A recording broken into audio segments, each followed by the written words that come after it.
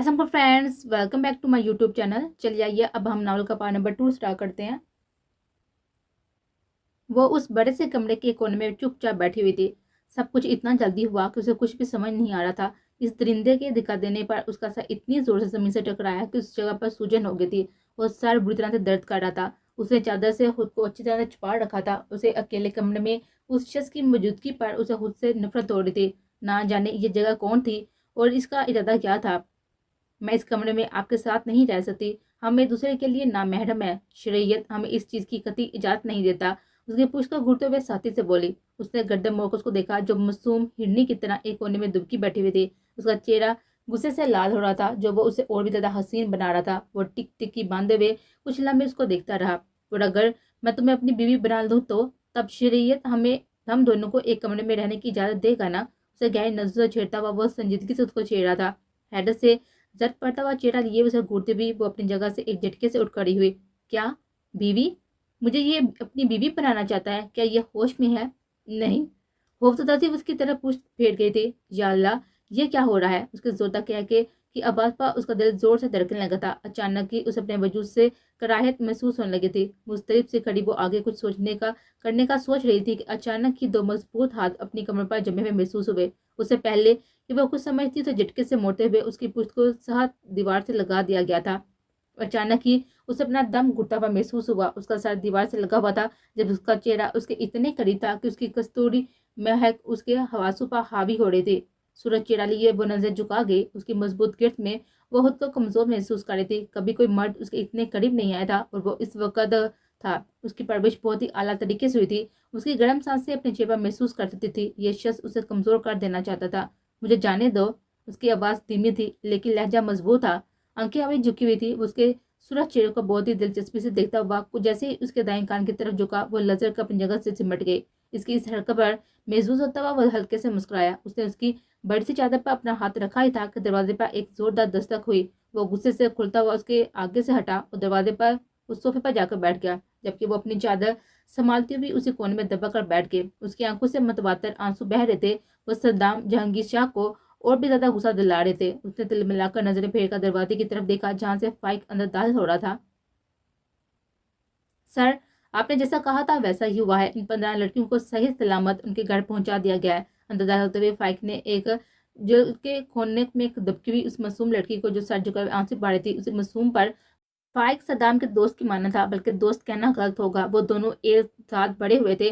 फाइक के बाबा सद्दाम के बाबा सरदार जहांगीर शाह के खास आदमी थे। जबकि सद्दाम के सरदार की गद्दी ने संभाली तो फाइक भी अपने बाप के ओहदे पर फायज होता हुआ अपना काम बाहूबी अंजाम देने लगा। वो दोनों थे तो दोस्त, लेकिन दोनों बिल्कुल अलग अदात व अतार के मालिक थे। सद्दाम गुस्सैली और जिद्दी था, वहीं फाइक बिल्कुल ठंडे दिमाग का मालिक, हंसमुख और मुलिन इंसान था। वो दोनों एक सिक्के के दो पहलू थे, एक तोला तो एक माशा। सद्दाम जहांगीर शाह इस बार में सांस लाता हुआ अपनी जगह से उठा और माइसा इब्राहिम खान को देखने लगा, जो आप भी घुटनों में सर्दी हुए सूसू कर रही थी। उसे पता था कि वो दुखी है। उसके आंसू से तकलीफ दे रहे थे। सर्द सांस हवा में हाज करता हुआ वो फाइक की तरफ मुड़ गया था, जो उसे देख रहा था। जाओ गाड़ी तैयार करो, हम अभी निकल रहे हैं। कुछ लम्हे उसको देखने के बाद वो बोला तो सर हिलाता हुआ एक नजर माइसा पर डालकर कमरे से बाहर निकल गया। सफर काफी लंबा और थका देने वाला साबित हुआ था। सुबह होने को थी, लेकिन मंजिल का कुछ पता नहीं था। कितना सफर बाकी था उससे भी अनजान थी। घर में सिर्फ वो दोनों ही थे, जबकि ड्राइवर गाड़ी चला रहा था। पिछली नशिस्त पर वो दोनों एक साथ बैठे हुए थे। वो दरवाजे से बिल्कुल चिपक करके बैठी हुई थी। सारी रात की वो जागी हुई थी। नींद से उसकी आंखें बोझल हो रही थी। उसका दिल कर रहा था उसके चौड़े सीने पर सर डालकर वो दुनिया माफिया से बेखबर होकर गहरी नींद सो जाए, लेकिन वो ऐसा करना नहीं चाहती थी। उसने जाकर पास बैठे इस वहशी को देखा, जो बेजाहिर तो अंजाम बना हुआ बैठा था, लेकिन उसकी हर हरकत व नकल पर नजर रखे हुए था। मेरी बात मान लो लिटिल डो, सो जाओ, अभी बहुत सफर बाकी है। उसकी नींद से सुर पड़ती हुई आंखों को देखता हुआ वो बोला। काले कलर की लंबी से फ्रॉक पहने हुए, बालों को जोड़े की शक्ल में बांधे हुए, दुपट्टा नमाज के अंदाज में लिपटे हुए, लंबी सी चादर से अपने वजूद को छुपाई, हफा हफा सी जहीनी सीधा उसको दिल में उतर रहे थे। बड़ी सी हवेली की धुंधलाली सी झलक देखकर वह समझ गई कि वो आखिरकार उस जगह पहुंच गए हैं जहाँ आने का उसने कभी सोचा नहीं था। काश ये सब हवा हो। उसकी आंखें मीच रही थी कि शायद आंखें खोलने पर मंजिल बदल जाएगा। उसने कभी नहीं सोचा था कि उस जगह आ जाएगी जिसे कभी देखा नहीं था। इसे इन लोगों के बीच रहना पड़ेगा जिनसे वो कभी मिली नहीं थी। और सबसे बड़ी बात, वो इस परिंदे के साथ नहीं रह सकती थी, जिसके लिए उस दिल में सवाई नफरत के कोई और जज्बा नहीं था। टायर की चिड़चिड़ाहट की आवाज पर उसे जड़ से आंखें खोल दी, لیکن منزل اب بھی وہی تھا، وہ خواب نہیں حقیقت میں سفر کر رہے تھے۔ اگر اس نے اس لڑکی سے شادی کر لی تو سیما بیگم نے اپنے تخت پر آرام سے بیٹھی اپنی بڑی بہن لبنہ بیگم کو مخاطب کرتے ہوئے کہا، جو اس سے بڑی سی حویلی کی محتار تھی۔ بڑے سے چھوٹے سبھی انہیں ماں ہی کہتے تھے، ان کی لوگ بہت ہی عزت و احترام کرتے تھے۔ ان کا پوری حویلی میں رعب و دبدبہ تھا، بالکل اپنے بیٹے صدام جہانگیر شاہ کی طرح۔ وہ بیوقوف نہیں ہے۔ پاندان کھولتے ہوئے انہوں نے ایک نظر پاس کر بھی بہن کو دیکھا۔ پوری حویلی کو دلہن کی طرح سجایا گیا تھا، کیونکہ یہ ان کے سردار کا حکم تھا۔ پورے گاؤں والوں کے لیے ایک بڑی سی دعوت کا اہتمام کیا گیا تھا۔ صبح سے آئے ہوئے سیما بیگم کو یہ سچ دج کچھ ہضم نہیں ہو رہی تھی۔ ایک عقل مند مرد کسی بازارو عورت کے لیے اتنا پاپڑ نہیں بیلتا۔ حد تک امیز لہجے میں کہتی وہ لبنہ بیگم کے پاس آ کر بیٹھ گئی۔ ان کے دادا محرم شاہ زیب ایک ظالم سردار تھے، جبکہ ان کا باپ یعنی کہ میرے محرم شوہر ایک عیاش تھے، مگر یہ سردار صدام جہانگیر شاہ یہ ایک ضدی اور انا پرست انسان ہے۔ اسے جس چیز کی ضد چڑھ جاتی ہے اسے حاصل کر کے سکون سے بیٹھتا ہے، چاہے کچھ بھی ہو۔ اسے خود سے کبھی منہ نہ موڑے۔ ایک گھمنڈ سا کہتے ہوئے انہوں نے تازہ بنا ہوا پان اپنے دانت تلے کے بیچ میں رکھ کر بے دردی سے کچلا تھا۔ ان کی آنکھوں میں چمک تھی۔ تم سوچ رہی ہو نا، اس نے اتنا کچھ ایک معمولی سی لڑکی کے لیے کیوں کیا؟ اس کے برے باپ نے اس کی انا کو ٹھیس پہنچایا تھا، جس کی بات ماننے سے انکار کر دیا تو اتنا سب کچھ تو بنتا تھا نا۔ اور اگر پھر بھی ان سب کی وجہ سے تمہاری راتوں کی نیند حرام ہو رہی ہے تو میری پیاری بہنا، تو ابھی میں زندہ ہوں۔ میں اتنی آسانی سے اپنی گدی کسی کل کی آئی ہوئی لڑکی کو نہیں دے سکتی۔ متنفر لہجے میں کہتے ہوئے انہوں نے پاس بیٹھی ہوئی بہن کی طرف پان بڑھایا۔ تنیا مسکراہٹ کے ساتھ سیما بیگم نے پان لے کر ایک ادا سے اپنے منہ میں رکھا۔ ان کی ساری فکریں ختم ہو گئے تھے۔ صدام جہانگیر شاہ کے اس قدم سے انہیں اپنی بیٹی کا گھر اجڑتا ہوا محسوس ہو رہا تھا۔ وہ صدام جہانگیر شاہ کے حوالے سے اپنی بیٹی کو اس بڑی سی حویلی میں راج کرتے ہوئے دیکھنا چاہتے تھے۔ صدام جہانگیر شاہ کا مائسا ابراہیم خان کی طرف جھکاؤ دیکھ کر انہیں ایک ڈر ستانے لگا تھا، جو اب شاید ختم ہونے کو تھا، کیونکہ وہ اپنی بہن کو اچھے سے جانتی تھی۔ صدام بالکل اپنی ماں پر گیا تھا، بالکل بلا کا ضدی، بلا کا ہر دھرم۔ جو بات دل میں ایک بار بس جاتی تھی اسے کر کے ہی ٹھانتا تھا۔ اس طرح ان کی بڑی بہن تھی، جس بات کی ضد پکڑ لیتی وہ کر کے ہی دم لیتی تھی۔ پوری حویلی میں ان کا حکم چلتا سوائے صدام کے۔ صدام ان کے قابو سے باہر تھا، اسے قابو کرنا ایک مشکل ترین کام تھا۔ وہ دونوں اپنی اپنی سوچ میں گم کے ملازمہ نے آگر صدام کے آمد کی اطلاع دے۔ چلو سیما، دیتے ہیں کہ ہمارے سردار ہمارے لیے کیا تحفہ لائے ہیں۔ وہ اپنی جگہ سے اٹھتے ہوئے بولی۔ گاڑی ایک جھٹکے سے بڑی سی سفید حویلی کے سامنے رکی تھی، جو چاروں طرف سے پھول سے ڈکی ہوئی تھی۔ وہ محبت سے اس خوبصورت حویلی کو دیکھ رہی تھی کہ کسی نے اس کا ہاتھ پکڑ کر گاڑی سے باہر کھینچا۔ وہ حیرانی سے صدام جہانگیر شاہ کے خوبصورت مگر سرد تاثرلی چہرے کو دیکھنے لگی، جو اس کا دایاں ہاتھ مضبوطی سے پکڑے پاس کھڑے ہوئے فائق سے کچھ کہہ رہا تھا۔ تم اسے پچھلے والے دروازے سے حویلی کے اندر لے کے جاؤ، دھیان رہے کہ کوئی اس کو نہ دیکھے، سمجھ گئے نا؟ فائق نے یس سر کہتے ہوئے وہ مطمئن ہوتا ہوا اس کی طرف متوجہ ہوا، جو استفہامیہ نظروں سے اس کو ہی دیکھ رہے تھے۔ اپنے چہرے اور پورے وجود کو چھپائے رکھنا، ٹھیک اسی طرح جس طرح مجھ سے چھپاتی ہو۔ میں نہیں چاہتا کہ میرے علاوہ کوئی اور بھی تمہیں دیکھے۔ اس کی بڑی سی چادر کو اس کے سر پر جماتے ہوئے وہ ہدایت جاری کر رہا تھا۔ آنکھیں کسی بھی طرح کی طاقت سے حال تھی، اسے سمجھ نہیں پا رہی تھی کہ آخر وہ کتنے پردے رکھتا ہے، خود کے اندر کتنے راز چھپا رکھے ہیں۔ میں کوئی چور نہیں ہوں جو دوسرے سے چھپتی رہوں۔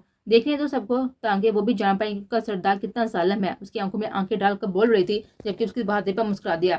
سب جانتے ہیں کہ صدام جہانگیر شاہ کتنا ظالم ہے، کسی کو کچھ دکھانے کی ضرورت نہیں ہے۔ وہ اسے چرا رہا تھا، وہ اس وقت وہاں پہ کوئی نہیں تھا صرف ان تینوں کے علاوہ۔ چلیں، اسے پہلے کہ کوئی آ جائے، فائق کہتا ہوا آگے بڑھ گیا۔ صدام کے اشارہ کرنے پر وہ نہ چاہتے بھی فائق کے پیچھے چل دی۔ جب تک وہ دونوں دروازے سے اندر نہ چلی گئی تھی، تب تک صدام کے نظروں کی تپش صدا خود پر محسوس کرتی وہ من ہی من میں تلملاتی رہی تھی۔ وہ لمبے لمبے قدم بڑھاتا ہوا حویلی کے اندر داخل ہو گیا تھا، جہاں لبنہ بیگم اپنی بہن سیما کے ساتھ اس کا انتظار کر رہی تھی۔ اماں، وہ مسکراتا ہوا لبنہ بیگم کی طرف بڑھا۔ آ گیا میرا شیر بیٹا، کیسا ہے تو؟ وہ اس کے لمبے سلک کے بالوں سے ڈھکی ہوئی چوڑی پیشانی پر بوسہ دیتے ہوئے بولی۔ الحمدللہ، آپ کی دعا سے بالکل ٹھیک ہوں۔ آپ بتائیں حالہ، کیا حال ہے آپ کا؟ وہ لبنہ بیگم کو دیتا ہوا پاس کھڑی ہوئی حالہ سے بولا، جو اسے ہی دیکھ رہے تھے۔ سب اللہ کا کرم ہے بیٹا۔ وہ باقی سب کہاں ہیں؟ نیہا، ریدا، ارحام وغیرہ؟ وہ آس پاس اندر دراتا ہوا بولا۔ نیہا اپنی کسی سہیلی کے گھر گئی ہے، ریدا کالج ہے اور ارحام کسی کام سے شہر گیا ہوا ہے، لبنہ بیگم نے تفصیل سے بتایا۔ وہ چھوٹی ماں کہاں ہے؟ اس کے اگلے سوال پر ان کے چہرے کے زاویے بگڑنے لگے۔ اپنے کمرے میں ہے شاید، سیما بیگم نے جڑ سے جواب دیا۔ اچھا، اور یہ نیہا کس کے ساتھ گئی ہے یا اکیلی؟ اسے یہ بات ناگوار گزری تھی کہ اس کی بہن نے اکیلی گھر سے باہر نکلے۔ عموماً وہ یا تو فائق ہی انہیں باہر لے کر جایا کرتے تھے۔ حمیم لے کر گیا ہے اسے۔ حمیم کے نام پر اس کی کن پٹی کی رگیں تن کی تھی، جبکہ چہرہ غصے سے سر ہو گیا تھا۔ آپ فائق کو بلا لیتی، انہیں پتا تھا کہ وہ حمیم کا نام سن کر وہ غصہ ہوگا۔ فائق تو صرف تمہارا نوکر ہے، ہم کون ہوتے ہیں اسے کام لینے والے؟ اس کے لہجے میں حقارت تھے۔ کتنی بار کہا ہے اماں کہ فائق نوکر نہیں ہے، اسے نوکر بلانا بند کریں آپ۔ اس کی بات پر وہ منہ بناتے ہوئے روح پھیٹ گئی تھی۔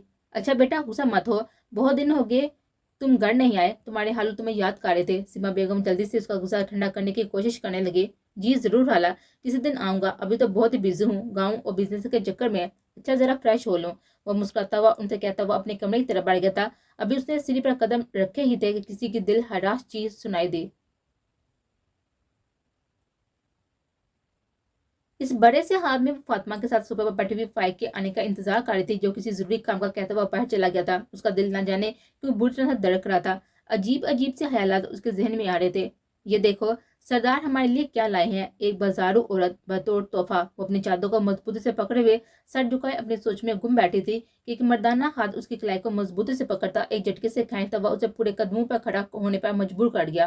وہ حیرت اور خوف سے اس شخص کو دیکھ رہی تھی جو اپنی گندی نظروں سے اس کا جائزہ لے رہا تھا، جبکہ دوسرا آدمی فاطمہ کے دونوں ہاتھوں کو مضبوطی سے پکڑے ہوئے تھا۔ وہ فاطمہ چیختے ہوئے خود کو اس کی گرفت سے آزاد کرانے کی کوشش کر رہی تھی۔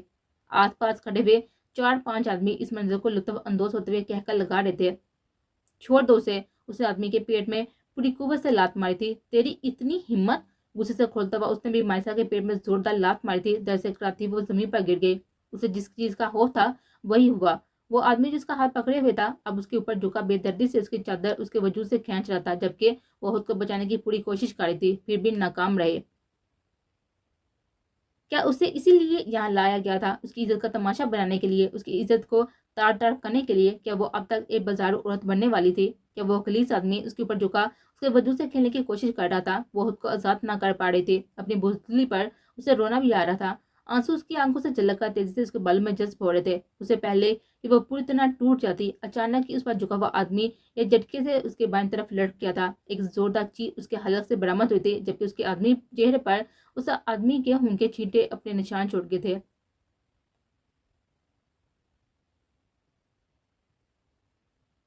مائسا ابراہیم کو اپنی سانس اکھڑتے بھی محسوس ہو رہا تھا۔ خوف سے اس پر لرزہ طاری تھا۔ پاس پڑے ہوئے شخص کا جسم اب بھی گرم تھا۔ اس کے سر سے خون تیز سے بہتا ہوا پورے فرش پر پھیل رہا تھا۔ وہ تیز تیز سانسیں لیتے ہوئے اپنے حواس کو قابو کرنے کی کوشش کر رہی تھی۔ خوف سے آنکھیں پھاڑے اس نے اپنے سامنے کھڑے صدام جہانگیر شاہ کو دیکھا، جو اب اپنی گن جیب میں رکھ رہا تھا۔ اس کی آنکھیں سرد تھی۔ وہ تیزی سے کھسکتے ہوئے اس لاش سے دور ہوئی۔ صدام جہانگیر شاہ آگے بڑھ کر اس کے سامنے دو بیٹھ گیا۔ کچھ دیر اسے نرمی سے دیکھتا رہا، پھر ہاتھ بڑھا کر اس کے چہرے پر موجود خون کے چھینٹے صاف کرنے لگا۔ اس کا دوپٹہ اس کے وجود سے غائب تھا۔ اس نے پاس پڑی ہوئی چادر اٹھا کر اس کے سر پر رکھ کر اس کے پورے وجود کو پر پھیلا دی۔ اس کی بری خوفزدہ آنکھیں صدام کی کالی سرد آنکھوں سے ملی۔ اس کی آنکھیں ہمیشہ کی طرح کسی بھی تاثر سے آڑی تھی۔ وہ آدمی جس نے فاطمہ کو پکڑ رکھا تھا اب صدام کے آدمی کی گرفت میں تھا۔ مائسا ابراہیم خان صرف اور صرف صدام جہانگیر شاہ کیا۔ اگر کسی نے بھی اس پر آنکھ اٹھانے کی یا اس کے ساتھ کسی بھی طرح کی الٹی سیدھی حرکت کرنے کی کوشش کی تو میں اس کا وہ حشر کروں گا کہ اس کی اگلی 7 پشتیں بھی ایسا گناہگار کام کرنے سے پہلے 100 دفعہ سوچیں گے۔ اس کی گرجدار آواز پر سب دم ساتھ اپنی جگہ پر سر جھکائے ہوئے کھڑے ہوئے تھے۔ فائق اسے اور اس کی ملازمہ کو اندر لے کے جا۔ وہ اسے سہارا دیتا ہوا کھڑا ہونے میں مدد کرنے لگا۔ جی سر۔ اسے سر ہلا کر کہا اور آگے کی طرف قدم بڑھا دیے۔ وہ آنسو بڑی ہوئی آنکھوں سے کچھ لمحے اس کو دیکھتی رہی۔ اس کی آنکھوں میں کیا کچھ نہیں تھا، نفرت، حقارت، ذلت و رسوائی کا ڈر۔ اپنی چادر سنبھالتی ہوئی وہ فاطمہ کے ساتھ اس کی طرف چل دی تھی جس طرف فائق کیا تھا۔